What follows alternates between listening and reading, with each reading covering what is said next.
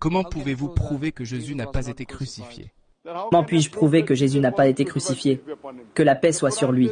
Le Coran dit dans la sourate An-Nisa, chapitre 4, verset 157, « Ils ne l'ont ni tué, ni crucifié. Cela leur a seulement semblé ainsi. » Donc, le Coran est clair. Ils ne l'ont ni tué, ni crucifié. Si je dois prouver à... Êtes-vous chrétien, frère? Oui, je le suis. Si vous lisez la Bible, il est mentionné dans l'Évangile selon Matthieu, chapitre 12, verset 38, lorsque des gens viennent à Jésus-Christ, que la paix soit sur lui, et lui disent, « Ô Maître, montre-nous un signe. » Ainsi Jésus-Christ, que la paix soit sur lui, répond, « Cette génération mauvaise et adultère cherche un signe. Aucun signe ne lui sera donné, sinon le signe de Jonas. Car, de même que Jonas a été 3 jours et 3 nuits dans le ventre du poisson, le Fils de l'homme sera 3 jours et 3 nuits. C'est avec l'apôtre Mérode, dans son mission aimable, la base de Christ roi, ayant comme thème capital, Jésus-Christ est tué, confirmé dans les Corans des musulmans et dans la Bible de l'humanité.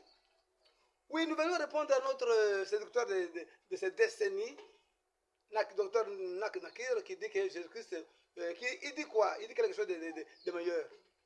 Mais avant toute chose, abonnez-vous. Abonnez-vous, mettez des germes pour que nous puissions survivre. C'est vos abonnements, vos germes qui nous encouragent encore. Oui, c'est dans le livre de Matthieu 12, 38 à 40. Il dit quoi? 38.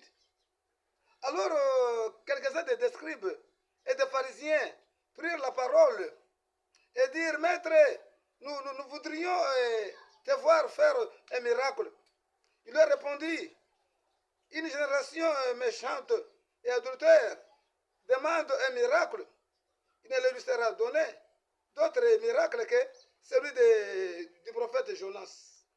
Car de même que Jonas fut trois jours et 3 nuits dans le ventre d'un grand poisson, de même le Fils de l'homme sera 3 jours et 3 nuits dans le sein de la terre. Merci. Maintenant ici, Nakir dit que non, Jésus n'était pas mort à la croix.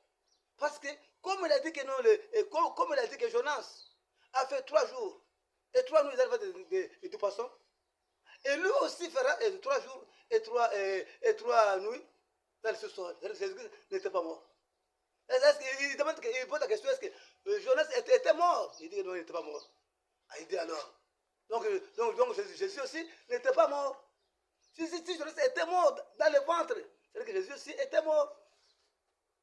Pauvre docteur Nakir, séducteur des gens, apostat par votre cerveau.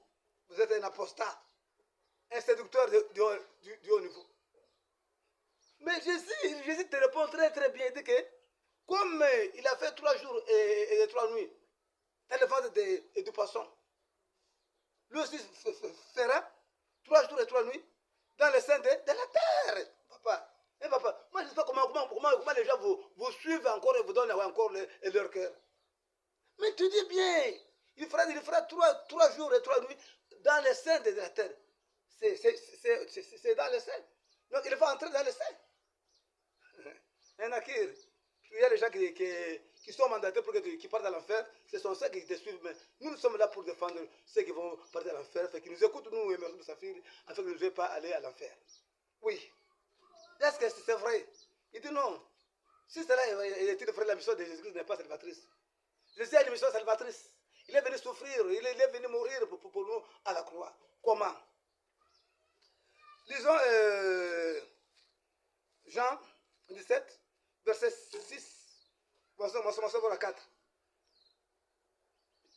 Et 17, verset 4, il dit 17, oui. Jean 17, verset 4. J'étais glorifié sur la terre. J'ai achevé l'œuvre que tu m'as donné à faire. Oh, il dit que j'étais glorifié sur la terre. J'ai achevé l'œuvre que tu m'as donné à faire. Donc, Jésus avait une œuvre que Dieu lui a donné à faire. Et c'est cette œuvre-là que lui a achevée sur la terre. C'est quelle œuvre que lui a achevée? La Bible s'explique elle-même. Verset 6. Je fais connaître ton nom aux hommes que tu m'as donné au milieu du monde. Ils étaient à toi et tu me les as donnés. ils ont gardé ta parole. Ah, donc, la mission que Jésus a finie, c'était la mission de faire connaître les noms de Dieu aux hommes. Et c'est quoi les noms? C'est quoi les noms que Jésus-Christ doit aller faire connaître au monde, ces noms-là? C'est quoi les noms? Apôtre 19, verset 13. Il était revêtu d'un vêtement teint de sang. Son nom est la parole de Dieu. Ah, donc les noms que lui a été mandaté de démontrer, c'était la parole de Dieu. Comme étant lui, étant que la parole de Dieu, on lui a envoyé comme lui, toi tu es la parole, allez montrer ce que tu es au monde. Parce que le livre des gens que nous lisons, Jean 1,14, il dit que étant la parole, et la parole a été faite chair, elle est habitée parmi nous, pleine de grâce. C'est cette parole-là qui est dite en Coran, en Sourate de Myriam, que Jésus-Christ, que Isa dit Mariam, parole de vérité, qui le doutait. C'est-à-dire que non, Jésus, c'est ça la parole de vérité. Or, si Jésus est la parole est Dieu, c'est que Jésus est Dieu.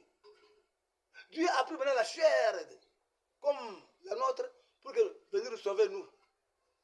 Maintenant, c'est à la croix maintenant qu'il a achevé maintenant, c'est maintenant il a achevé quoi? Quelle œuvre? D'enseigner les gens, de montrer maintenant la parole. Maintenant, après cette œuvre-ci, il y a maintenant une autre œuvre que lui qui doit encore achever. L'œuvre d'annoncer la bonne nouvelle, de convertir les gens, a été achevée. Il a bien commencé, il a achevé, il a prêché, les gens ont cru en lui. Maintenant, il lui restait maintenant une œuvre salvatrice qui lui restait. C'est quelle œuvre? Matthieu, Jean 19, 30.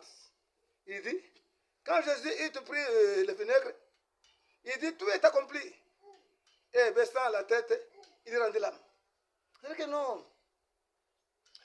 À la croix, il a dit que tout est accompli. Maintenant, c'est à la croix. Tout est accompli. Qu'est-ce qui manquait? Or ici, il a dit que tout, il a achevé. Mais si d'abord, tout est accompli. Hein, donc, comme il a dit qu'il vient d'achever l'œuvre, c'était l'œuvre de montrer les noms.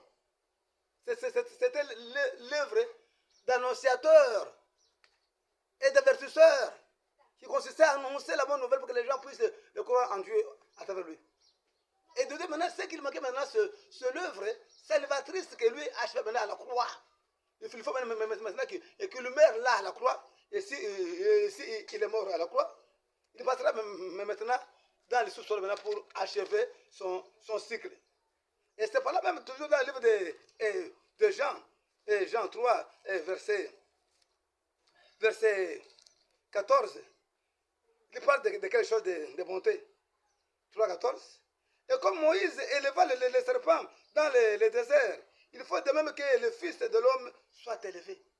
Maintenant, il compare maintenant comme Moïse a élevé les serpents quand le Fils d'Israël était maudit par le serpent et la mort les a trouvés.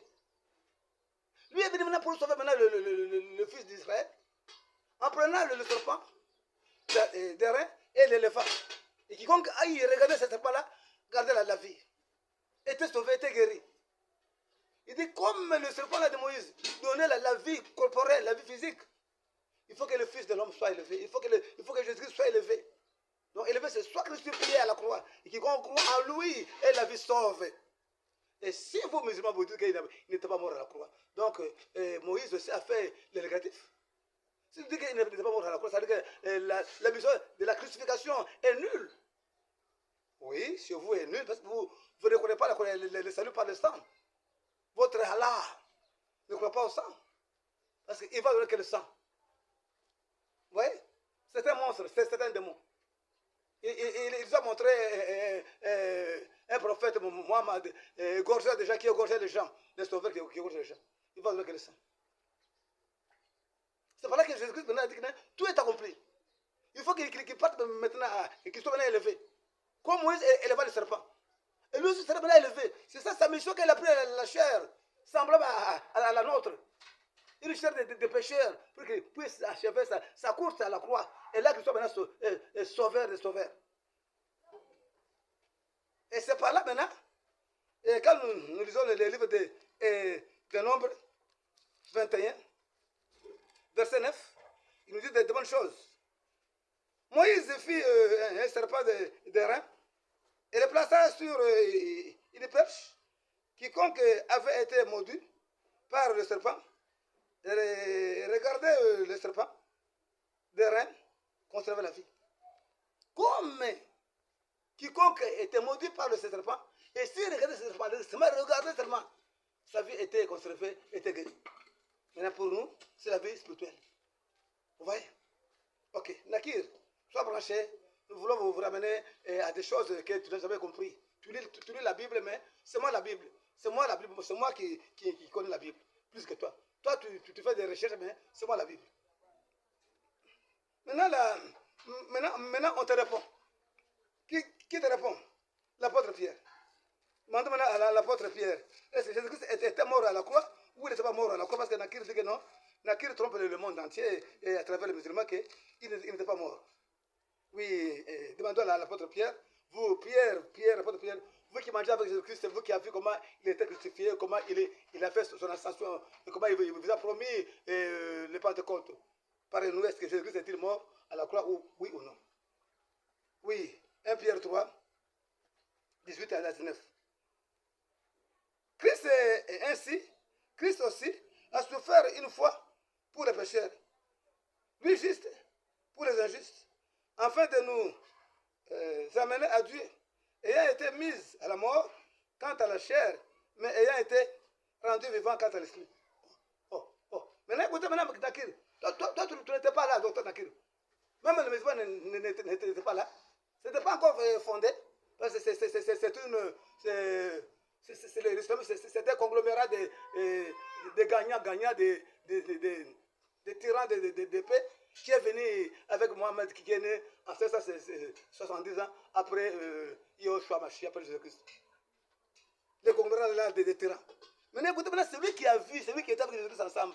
C'est lui à qui Jésus a laissé la clé. Il dit que non. Et Dieu ayant été mis à mort, quant à la chair de Jésus était mort. Quant à la chair. Donc il est parti crucifier la chair qu'il avait pris, comme Jean 1, 14 dit que non, il a pris la chair. Ce serait des semblables des pécheurs. Il est parti maintenant la crucifier à la croix.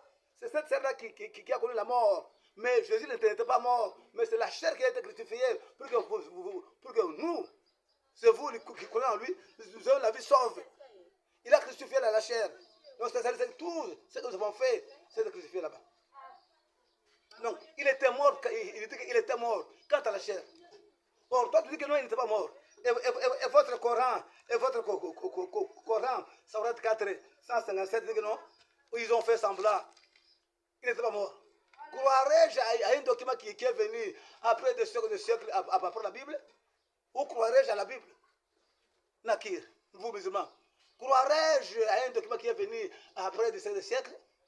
Même le Coran dit que non, si vous avez des doutes, demandez, consultez le Torah. Consultez l'Évangile. C'est le Coran des musulmans. Votre Coran musulman. Il vous dit, en cas de doute de quelque chose, consultez le Torah. C'est quoi le Torah? C'est le livre des prophètes. Le Torah, ne parle de Moïse, avec ces 5 livres Pentateuque. Le Torah parle de l'ensemble des prophètes qui ont parlé de l'Ancien Testament, de la vie de Dieu et qui ont prophétisé de Jésus. Et l'Injil, c'est le même Jésus-Christ qui est venu avec ça. Ça, c'est le Nouveau Testament. As-tu consulté le Torah? N'a pas pu parler de sa mort? As-tu consulté l'Injil? N'a pas pu parler? Maintenant, ça, c'est l'Évangile. C'est l'Injil que nous consultons. Vous voyez maintenant, musulmans, que vous êtes maintenant à tort et à travers. Si vous mourrez aujourd'hui, il n'y a pas de pitié, vous irez à l'enfer. Et si vous tombez à ma place, quand je vais juger le monde, parce que les saints vont juger même les saints, même les anges. Et quand vous tomberez devant moi, Nakir, n'ayez pas pitié, je n'ai pas pitié de toi. Il dit qu'il était mort quant à la chair, mais étant rendu vivant quant à l'esprit. Donc s'il était maintenant vivant quant à l'esprit, est-ce qu'il est parti faire quoi avec l'esprit là? Oui, 6. Oui. Amener Dieu ayant été mis à la mort quant à la chair, mais ayant été rendu vivant quant à l'esprit. Dans laquelle aussi il est allé prêcher l'esprit en prison. Donc, quand il est maintenant à la croix, donc il a crucifié la chair, c'est fini. Mais il continue encore à vivre quant à l'esprit. pour une mission salvatrice sous-sol. Comme lui-même a dit, comme lui-même a dit en Matthieu 12, il dit que non, comme Jonas a fait 3 jours et 3 nuits dans le vent de poisson, lui fera aussi 3 jours et 3 nuits dans les seins de la terre. C'est là où il est parti maintenant faire le travail mais maintenant d'évangélisation et évangéliser les gens qui avaient cru en Dieu, mais qui manquaient l'apostolat, l'histoire apostolique de Jésus-Christ. Il fallait maintenant les donner les sceaux apostoliques afin qu'ils puissent passer de celui des morts pour aller maintenant au paradis. Et puis, maintenant concluons maintenant avec 1 Pierre 4, 6. Car l'évangile a été aussi annoncé aux morts, afin que, après avoir été jugé comme l'homme, quant à la chair, il vivait selon Dieu quant à l'esprit. Il vivait selon Dieu quant à l'esprit. C'est là qu'il est parti maintenant annoncer l'évangile aux morts. L'évangile aux morts. Qui sont ces morts-là? Qui sont ces morts? Qui sont ces morts-là? Qui sont ces morts-là? Qui sont ces morts que lui est parti et annoncer l'évangile? Qui sont ces morts-là? Nakir, hein? Les prédicateurs des insensés, docteurs des insensés. Écoutez, il est parti prêcher que qui sont ces morts-là? 1 Samuel 28, 1 jusqu'à 25, mais on va lire mollo. 6. Saül consultait l'Éternel. L'Éternel ne lui répondit point, ni par des songes, ni par l'Urim, ni par les prophètes. Et Saül dit à sa serviteur, cherchez-moi une femme qui évoque les morts, et j'irai la consulter. Ses serviteurs lui dirent, voici, à Andorre, il y a une femme qui évoque. Oui. Et, sautons un peu. Lorsque la femme, sous le jura éternel, et en disant, l'Éternel est vivant, il ne t'arrivera point du mal pour cela. La femme dit, qui veux-tu que je fasse monter? Il répondit, fais-moi monter Samuel. C'est qui? La magicienne. Hein? Il dit, qui veux-tu que je fasse monter dedans? Fais-moi monter Samuel. Quoique Samuel était un prophète de Dieu, quoique était loin de Dieu, mais quand il était mort, il vivait ensemble avec les païens. Il était en prison. Il était en prison. C'est là qu'il est parti les esprits en prison. C'est quelle prison? Saute un peu. 15. Samuel dit à Saoul, pourquoi m'as-tu... Je vais faire quelque chose là qui est bien, que nous puissions lire ensemble. Lorsque la femme, oui, le roi dit, oui.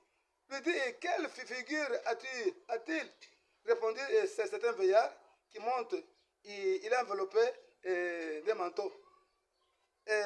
Saul comprit que c'était Samuel. Il s'inclina à la terre. Mais 13, il dit que, ouais, ça va. Et Samuel lui dit, pourquoi m'as-tu troublé en me faisant monter? Saul lui dit, ok. Ici, quoi qu'il était, quoi qu'il était seul, il était, ouais, comme il était mort, il était en prison. Il était obligé d'invocation. On les invoquait. Les magiciens, les sorciers, les réveiller. Maintenant, c'est ça. Maintenant, Christ est parti les prêcher. Tous les prophètes qui étaient morts avant lui, ils étaient en prison. Le prophète, c'est les donner les sceaux apostoliques en Jésus-Christ, qu'ils aient maintenant les sceaux en Christ, afin qu'ils aient passé de la mort à la vie, de la prison à la liberté, du séjour des morts au paradis. Tous vivaient ensemble dans le séjour de mort. On les évoquait. Maintenant, à partir de la mort de Jésus-Christ, quand il a crié, les montagnes se fondirent, et l'abîme c'était là, et le sépulcre était ouverte, ainsi que dans le sous-sol, c'était maintenant une séparation. Les gens qui étaient à gauche et les gens de droite. Et à gauche, c'est juste mort. C'est la salle d'attente pour ceux qui vont partir au jugement pour aller à l'enfer. Et à droite, c'est le paradis. Bien aimé, voici, de loin et de près, Jésus, oui, était mort à la croix.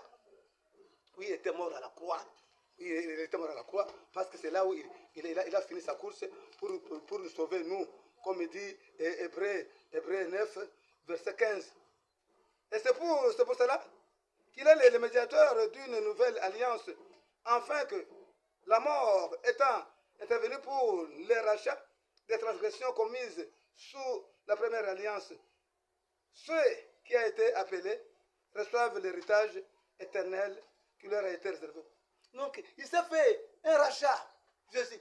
Par son corps, il s'est fait un rachat. Il est parti maintenant racheter, nous racheter. Donc, racheter, c'est acheter de nouveau. Satan nous a acheté. Maintenant, lui est parti maintenant faire le rachat. Le rachat, racheter de nouveau. Nous étions dans la main de Satan. Quand tu mens, quand tu prêches le contraire, quand tu tues, quand tu verses le sang, quand tu fais la débauche, tu es maintenant côté de Satan. Tu es maintenant nous racheter. Tu es maintenant de près, musulmans, païens, le paganisme, les athées. Voilà l'homme qui est venu nous racheter, c'est Jésus-Christ. Afin que nous puissions maintenant avoir l'héritage promis, c'est la vie éternelle, qui est d'être concitoyen céleste. Moi, votre apôtre Mérode, je suis concitoyen céleste. Or, avant sa mort, tous les croyants étaient des concitoyens. Jésus est mort. On les invoquait, on les réveillait, on les frappait, on les envoyait en mission satanique. Satan avait encore un monstre sur ces croyants-là, pas que prophète. Mais qui l'ose encore aujourd'hui? Qui l'ose encore? Là où le saint est mort, est endormi, est enterré, lui ne peut le ressusciter. Nakir, Jésus-Christ était mort. Jésus était mort. Et il est Christ, il est ressuscité. Hein, ce qu'il t'a dit, ce qu'il nous a dit, c'est tout. Et donc, il dit que pour en clôturer, car le même que Jonas fut 3 jours et 3 nuits dans le ventre du grand poisson, de même que le Fils de l'homme sera 3 jours et 3 nuits dans le sein de la terre. C'est là, vous voyez, abonnez-vous massivement. Dans le sein de la terre. Tu dis qu'il n'était pas mort. Maintenant, il sera dans quel sein? Dans quelle terre? Hein? Ou bien c'est le français qui te complique? Nakir, c'est le français qui te complique ou bien c'est quoi? Ton doctorat te rend insensé et tu es insensé de nature. Hein, Nakir? Voilà maintenant. Ton doctorat te rend insensé et tu es insensé de nature. Il dit ici, il passera 3 jours et 3 nuits dans les seins de la terre. C'est les seins de la terre. Tu dis que non, et avec votre Coran et Strat 4, on l'a pas tué, ils ont fait semblant, quel semblant? Hein? Le Coran viendra corriger ça. Donc, ton Coran te dit que non, il faut recourir à la Bible. Ton Coran. Ah oui, de loin de près, nous sommes dans la joie et ce que là où tu es, passe maintenant à voir que non, tu étais dans l'ignorance, dans l'erreur accrue de ces hommes-ci, des satanistes vêtus comme nous, mais ce sont des satanistes. Et le niveau 2, parce que la mort est éternelle de l'enfer, que Dieu bénisse Jésus-Christ. Amen.